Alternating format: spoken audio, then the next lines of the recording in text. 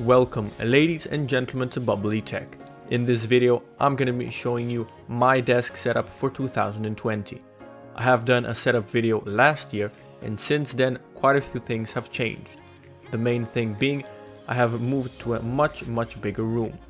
I took full advantage of this and installed an almost 10 feet long wall mounted desk. It was custom made for this room and in my opinion looks amazing. Moving on to my peripherals, I have a 27-inch IPS LED monitor from LG. It is really great for consuming content and editing videos. For my mouse, I'm using the Logitech MX Master 2S and the keyboard is from the Cooler Master Master Keys Lite Combo. For the audio side of things, my headset of choice is still the Sennheiser GSP 300. Next to that are my speakers from Logitech, the Z200s. They are basic and are probably going to get replaced very soon.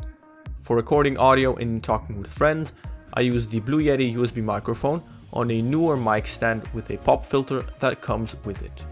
Now let's talk about the heart of the desk setup, the PC.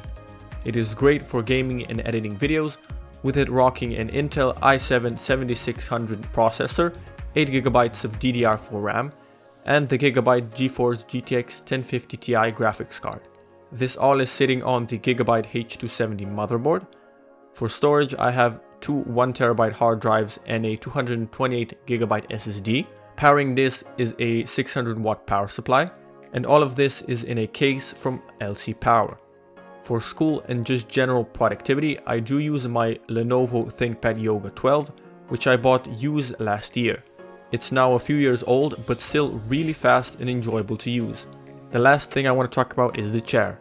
It is a generic gaming chair I bought from a local store.